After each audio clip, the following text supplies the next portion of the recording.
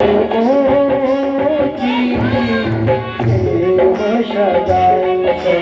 ऊंची ऊंची ऊंची ऊंची प्रेम सगाई।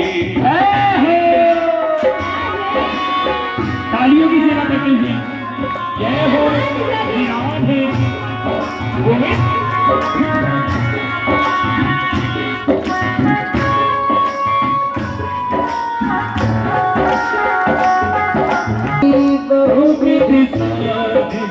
बताई सबसे ऊंची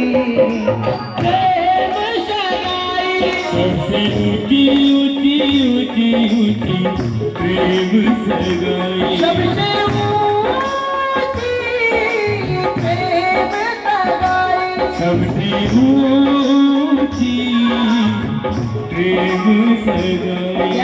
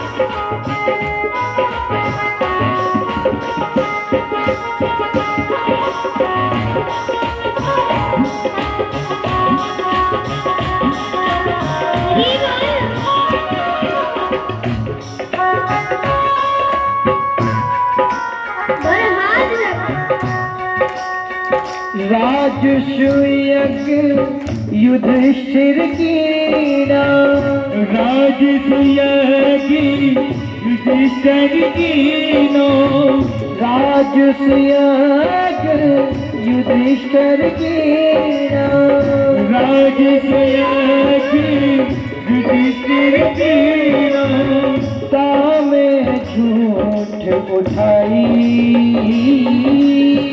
तामे झूठी उठाई। सबसे ऊंची प्रेम सगाई। सबसे ऊंची ओ शूरपूर के लायक नहीं। देवी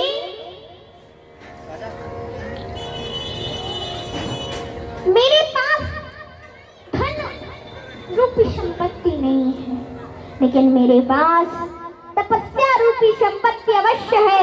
मांगो तुम्हें क्या चाहिए? कहा मुझे केवल इतना चाहिए।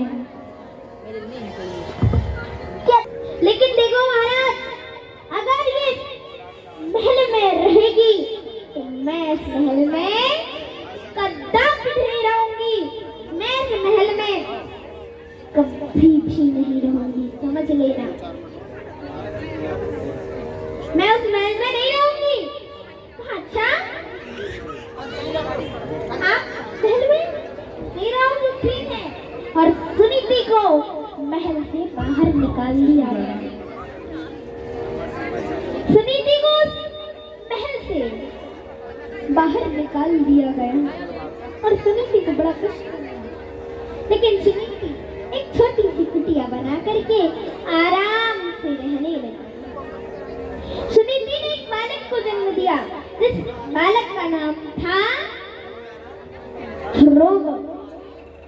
ध्रुव जी महाराज को जन्म दिया। एक दिन ध्रुव जी महाराज अपने मित्रों के साथ खेल रहे थे। मित्रों ने कहा, सुनिए, आज आपको अपने पिता का नाम बताना पड़ेगा। पिता का नाम नहीं बताया ना तो खेल से बाहर निकाल देंगे, खेलने नहीं देंगे अपने साथ। ध्रुव जी को तो अपने पिताजी का नाम पता ही नहीं था। ध्रुव जी महाराज रोते रोते जब ध्रुव जी को बाहर निकाला गया खेल से, ध्रुव जी महाराज रोते रोते रोते रोते मां सुनीति के पास पहुंचे। और जैसे सुनीति जी के पास पहुंचे, सुनीति मैया ने देखा, कहा आओ। अरे बेटा रो क्यों रहे हो, क्या बात हो गई? कहा माँ एक बात बताओ, मेरे पिताजी का क्या नाम है? तो कहा पिताजी का, बेटा तुम्हारे पिता यहाँ के बहुत बड़े राजा हैं और उनका नाम राजा उत्तानपाद है। कहा अच्छा माँ, अभी तक आपने मुझे ऐसा क्यों नहीं बताया कि मेरे पिता यहाँ के राजा उत्तानपाद हैं? अब तो मैं अपने पिताजी से मिलने अवश्य जाऊंगा, जरूर जाऊंगा। और ध्रुव जी महाराज दौड़े जाकर के पिताजी पिताजी पिताजी पिताजी करते करते जाकर के राजा उत्तानपाद की गोद में बैठ गए। सुरुचि ने देखा, सुरुचि को अच्छा न लगा और सुरुचि ने ध्रुव जी को धक्का दे करके राज्य से बाहर निकाल दिया, महल से बाहर निकाल दिया।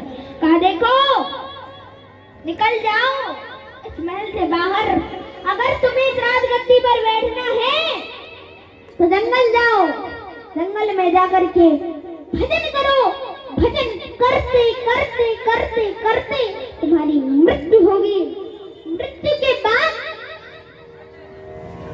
तुम मेरे गर्भ से, मेरी कोख से जन्म लेना, उसके बाद ही तुम उस राजगद्दी पर बैठने के अधिकारी होगे। जाओ निकल जाओ। ध्रुव जी को धक्का दे करके निकाल दिया। अब ध्रुव जी महाराज रोते रोते माँ के पास पहुंचे, बोले माँ, मैया, मुझे मेरी सौतेली माँ ने मुझे धक्का दे करके बाहर निकाल दिया महल से, और कह रही थी कि अगर तुम्हें इस राजगद्दी पर बैठना है तो जंगल जाओ, जंगल में जाकर के भजन करो, भजन करते करते तुम्हारी मृत्यु होगी। मृत्यु के बाद तुम मेरे गर्भ से, इस कोख से जन्म लेना, उसके बाद ही तुम राजगद्दी पर बैठने के अधिकारी होगे। जाओ निकल जाओ यहाँ। ऐसा कह रही थी मेरी सौतेली माँ। माँ, मैं मरने के बाद नहीं, मैं जीते जी उस राजगद्दी पर बैठ कर दिखाऊंगा, चाहे कुछ भी हो जाए। कहा माँ ने कहा, सुनीति जी ने कहा बेटा नहीं, जब मन खराब हो तो मेरे बुरे शब्द मत बोला करो, क्योंकि देखो जब हमारा मन खराब हो तब बुरे शब्द नहीं बोलने चाहिए, क्योंकि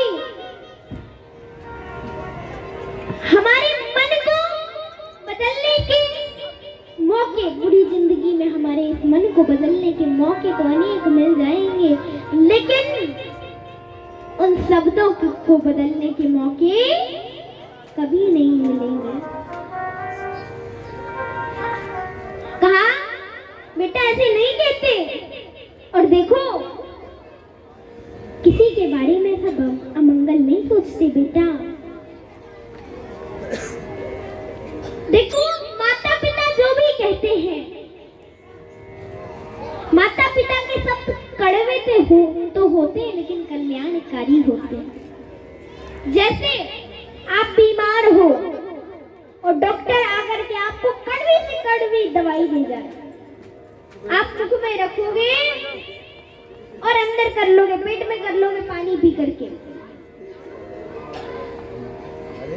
ये स्वाद नहीं लोगे, देखोगे नहीं कि मीठी है कि कैसी है, कड़वी है कि खट्टी है, कैसी है, ये स्वाद नहीं देखोगे, सीधे उसको खा जाओगे। तो इसी प्रकार माता पिता के जो शब्द होते हैं वो कड़वे तो होते हैं, कड़वे तो लगते हैं, लेकिन माता पिता के शब्द कल्याणकारी होते हैं, माता पिता की बातें कल्याणकारी होती हैं। माता पिता की, हमें अपने माता पिता की बात को मानना ही चाहिए। तो ऐसे ध्रुव जी को सुनीति मैया बेटा देखो, अगर भजन के लिए कोई शत्रु भी कहे तो वो तुम्हारा शत्रु नहीं, पक्का मित्र है, मित्र। और अभी तो तुम्हारी सौतेली माँ ने तुमसे कहा था बेटा भजन करो, अब मैं कहती हूँ बेटा भजन करो। बोले भजन करूं? अरे कैसे भजन करूं? आप कहते हैं भजन करो, और मैं भजन कैसे करूं? मुझे तो कुछ आता ही नहीं है। अगर गलत हो गया तो कहीं भगवान क्रोधित ना हो जाए, गलत हो गया तो भगवान गुस्सा ना हो जाए। कहा बेटा भगवान किसी से गुस्सा नहीं होते, भगवान किसी से भी क्रोधित नहीं होते हैं। कहा देखो, पूतना तो भगवान को जहर पिलाने आई थी, लेकिन फिर भी भगवान पूतना से क्रोधित नहीं हुए और आराम से पूतना का कल्याण कर दिया, पूतना का उद्धार कर दिया। और रावण तो भगवान राम की पत्नी को चुरा ले गया था, फिर भी भगवान क्रोधित नहीं हुए, रावण का भी उद्धार कर दिया। और तुम तो एक बालक हो, तुम तो भगवान के भक्त हो, तुम तो एक बालक हो, भगवान तुमसे कैसे क्रोधित होंगे? देखो बेटा, ये संसार जब भी देखता है जीव के अवगुण ही देखता है, लेकिन भगवान परमात्मा जब भी देखते हैं जीव के गुणों को ही देखते हैं। भगवान जब भी देखते हैं जीव के गुणों को ही देखते हैं। इससे मुझे एक चुटकुला याद आ गया। देखो, एक बार की बात है, एक व्यक्ति था, वह अपनी पत्नी से झगड़ा करने का, लड़ाई करने का बहाना ही ढूंढता रहता था। जब भी देखो वो अपनी पत्नी से झगड़ा करने का बहाना ही ढूंढता रहता था। ऐसा था, जब भी देखो पत्नी से लड़ाई लड़ाई लड़ाई करता रहता था। पत्नी बड़ी दुखी थी। एक दिन पत्नी दुखी बैठी थी, तभी एक माता जी आई, उन्होंने कहा अरे बहू क्यों उदास हो तुम? कहा मैं क्या करूं? अरे मेरे पतिदेव को जब भी देखो वो लड़ाई करते रहते, झगड़े करते रहते मुझसे। तो उन्होंने कहा चिंता मत करो, मैं तुम्हें एक उपाय बताती हूँ। तुम एक दिन कहा कि लड़ाई कैसे करते हैं? बोले ऐसी लड़ाई करते हैं, कभी तो कहते हैं जब भोजन, कभी कभी उनको उसका बहाना नहीं मिलता तो भोजन पे लड़ाई करते हैं। कहा कैसी? अगर रोटी बनाओ तो कहते हैं रोज रोज रोटी, रोज रोज रोटी। पूरी क्यों नहीं बनाती हो? पूरी बनाओ तो कहते हैं रोज रोज पूरी, कभी परोठे नहीं बनाती। ऐसे झगड़ा करते। कहा चिंता मत करो, एक दिन तुम सब कुछ बना के रख लेना, और जो ना बन पाए, पतिदेव कहे ऐसी चीज बनाई, कह देना हाँ बनाई है। ये मत कहना कि नहीं बनाई, कह देना हाँ बनाई है। कहा ठीक है, ठीक है। मैं उस दिन उस पत्नी ने सब बना करके रख लिया। जब पति आया, पति ने कहा देवी बहुत जोर की भूख लगी है, भोजन परोसा। भोजन परोसा, वो जैसे ही भोजन करने के लिए बैठा तो जैसे रोज पत्नी रोज रोज रोटी, रोज रोज रोटी, कभी पूड़ी भी बना लिया करो। कहा पूड़ी? अरे महाराज पूड़ी भी बना करके रखी है, पूड़ी ला करके सामने रखी। उसने देखा, बोला रोटी भी और पूड़ी भी। बोला अरे रोज रोज रोटी, रोज रोज पूड़ी, कभी परोठे भी बना लिया करो देवी। परोठे ला करके सामने रख दी। बोले हाँ महाराज ये भी है, सामने रख दिया। अब वो कहने लगा कि अब तो उसने रोटी, पूड़ी, परोठे सब बना रखे। अरे देवी रोज रोज दाल, रोज रोज दाल,